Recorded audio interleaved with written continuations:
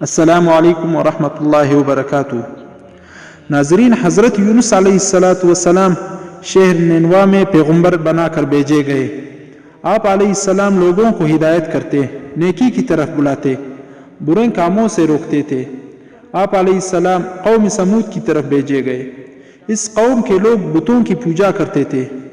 جب آپ علیہ السلام لوگوں کو حق کی طرف بلاتے اور خدائے واحد پر ایمان لانے کی تلقین کرتے، لیکن لوگ آپ علیہ السلام کی تعلیمات کا انکار کرتے اور حضرت یونس علیہ السلام سے کہتے کہ ہم تیرے خدا کو نہیں مانتے۔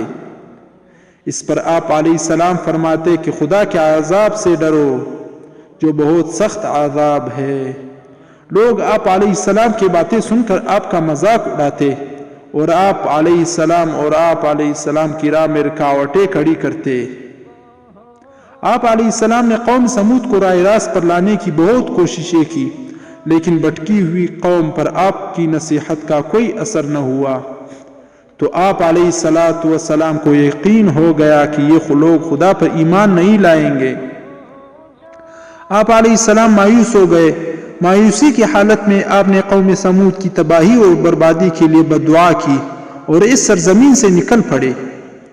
چلتے چلتے دریائے فرات کے کنارے پہنچے تو دیکھا کہ ایک کشتی کنارے پہ لگی ہوئی ہے، لوگ اس پہ سوار ہو رہے۔ ان کے دیکھا دیکھی آپ علیہ السلام بھی اس پر سوار ہو گئے۔ جنہیں جانا تھا وہ سب سوار ہو چکے تھے۔ ناظرین، کشتی لوگوں سے بھر چکی۔ اس کے بعد کشتی اپنی منزل کی طرف روانہ ہوئی۔ سمندر پرسکون تھا، آسمان بھی صاف تھا، مسافر اطمینان سے بیٹھے ہوئے تھے۔ جب کشتی بیچ سمندر میں پہنچی تو دیکھا کہ آسمان پر سیاہ بادل اٹھ رہے ہیں، پھر ہوائیں چلنے لگے۔ ہوا اچانک طوفان کی شکل اختیار کر گئی۔ سمندر میں کشتی ڈگمگانے لگی، سمندر کی لہریں اوپر نیچے ہونے لگی، بارش بھی شروع ہو گئی۔ طوفان کی جھٹکوں اور پانی کی تپیڑوں سے کشتی کی ڈوبنے کا اندیشہ پیدا ہو گیا۔ کشتی میں بیٹھے ہوئے مسافروں میں سے ایک نے کہا کہ معلوم ہوتا ہے کہ کشتی میں کوئی ایسا شخص بھی سوار ہے جس سے کوئی بڑی غلطی سرزد ہو گئی ہے۔ جب تک ایسے شخص کو کشتی سے نہ نکالا جائے کشتی کا صحیح سلامت رہنا محال ہے۔ وہ شخص کون ہے یہ بتانا مشکل ہے جب تک کہ وہ خود کو پیش نہ کرے۔ اس پر حضرت یونس علیہ السلام کھڑے ہو گئے اور کہا کہ میں ہی ہوں جس سے بہت بڑی غلطی سرزد ہو گئی ہے، مجھے کشتی سے نکال دیا جائے تو آئی ہوئی مصیبت ٹل سکتی ہے۔ تمام مسافر حضرت یونس علیہ السلام کا منہ تک رہے تھے، جس نے خود ہی سب کے سامنے اپنی غلطی کا اظہار کیا۔ پھر سب نے ایک زبان ہو کر کہا کہ یہ شخص تو فرشتہ صفت انسان معلوم ہوتا ہے، ہم کسی حال میں اسے کشتی سے نہیں نکال سکتے۔ مسافروں میں سے ایک نے تجویز پیش کی کہ قرآن اندازی کی جائے، جس کا نام پرچی میں نکلے وہی سزا کا مستحق ہوگا، ہم اسے کشتی سے نکال دیں گے۔ چنانچہ قرآن ڈال دیا گیا، پرچی میں یونس علیہ السلام کا نام نکلا۔ اس عمل سے لوگوں کو اطمینان نہیں ہوا، پھر قرآن ڈالا گیا تو یونس علیہ السلام کا نام ہی نکلا۔ اس طرح یہ عمل بار بار دہرایا گیا، ہر بار یہی ہوا۔ حضرت یونس علیہ السلام نے کہا کہ میں اپنے رب کا نافرمان ہوں، خدا کا حکم بھی یہی ہے کہ مجھے دریا میں ڈال دو، تمام مسافروں کی جان بچ جائے گی۔ ناظرین، حضرت یونس علیہ السلام نے کشتی کے مسافروں سے اور ملاح سے بار بار کہا کہ وہ کشتی سے چھلانگ لگانے کے لیے تیار رہے، اس لیے کہ میں نے اللہ کا حکم کا انتظار نہیں کیا۔ آخر کار کشتی کے مسافروں اور ملاح نے مان لیا اور حضرت یونس علیہ السلام کو دریا میں پھینک دیا۔ دریا میں ایک مچھلی حضرت یونس علیہ السلام کی طرف بڑھی اور آپ علیہ السلام کو نگل گئی۔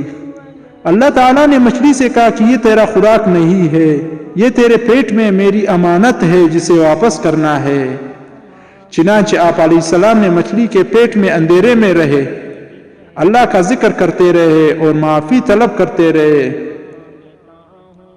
آپ علیہ السلام پکار رہے تھے کہ اے اللہ، تیرے سوا کوئی عبادت کی لائق نہیں، تو پاک ہے، بلا شبہ میں نے اپنے ہی نفس پر ظلم کیا، میں ظالموں میں سے ہوں۔ اللہ تعالیٰ نے آپ علیہ السلام کی پکار سن لی آپ علیہ السلام مچھلی کے پیٹ میں محفوظ رہے۔ مچھلی نے دریا کے کنارے آپ علیہ السلام کو اگل دیا۔ جب آپ علیہ السلام مچھلی کے پیٹ سے باہر آئے تو بہت کمزور اور نڈال تھے۔ آپ علیہ السلام نے کھلی فضا میں سانس لی اور اللہ کا شکر ادا کیا۔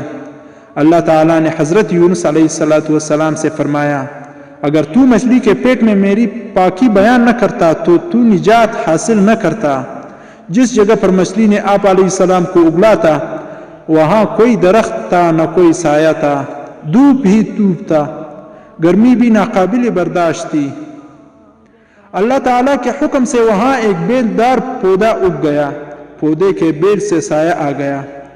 آپ علیہ السلام اس پودے کے سائے تلے بیٹھ گئے اور اللہ کا ذکر کرنے لگے۔ کہا جاتا ہے کہ آپ علیہ السلام کے پاس ایک ہرنی آتی تھی اور آپ علیہ السلام کو اپنا دودھ پلا کے جاتی تھی۔ اللہ تعالیٰ فرماتا ہے کہ ہم نے بغیر گھاس کی زمین پر ڈال دیا اور وہ بیمار تھا، اور ہم نے بیلدار درخت اگایا اور ہم نے اس کو 1,00,000 آدمی کی طرف بھیجا، بلکہ اس سے بھی زیادہ۔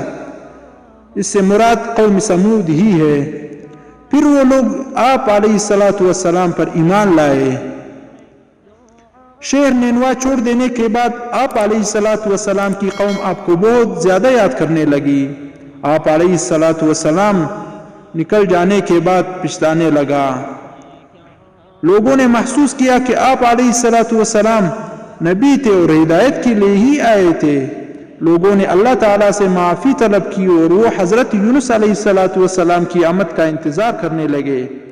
لوگوں نے اقرار کیا کہ ہم اللہ پر ایمان لائے اور اس بات پر بھی کہ یونس علیہ السلام اللہ کے بھیجے ہوئے نبی ہے اور آپ علیہ السلام کے لائے ہوئے پیغام پر یقین رکھتے ہیں، اور یونس علیہ السلام تصدیق کرتے ہیں۔ اور قوم کے لوگ ایک دوسرے سے کہنے لگے کہ اگر حضرت یونس علیہ السلام ہمارے درمیان آ جائے تو ہم سب ان کی تعظیم کرنے لگیں گے اور ان کے حکم پر عمل کریں گے۔ اللہ تعالیٰ نے حضرت یونس علیہ السلام کو حکم دیا کہ وہ قوم کی طرف جائے اور اللہ کا پیغام سنائے اور انہیں برائی سے روکے، نیکی کی طرف بلائے، لوگوں کو آپس میں ایک دوسرے سے اچھا سلوک کرنے کی تلقین کرے۔ چنانچہ اللہ کے حکم پر جب آپ علیہ السلام اپنی قوم کی طرف لوٹ آئے تو قوم نے خوشی و مسرت کا اظہار کیا۔ آپ علیہ السلام کی آمد پر اللہ کا شکر ادا کیا۔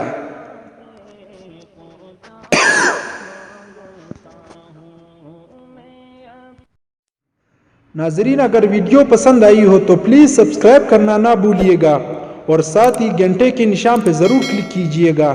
اس سے یہ فائدہ ہوگا کہ ہمارے جتنے بھی نئے ویڈیوز ہیں ان کا نوٹیفیکیشن آپ کو ملتا رہے گا۔ اگلی ویڈیو تک دیجئے گا اجازت۔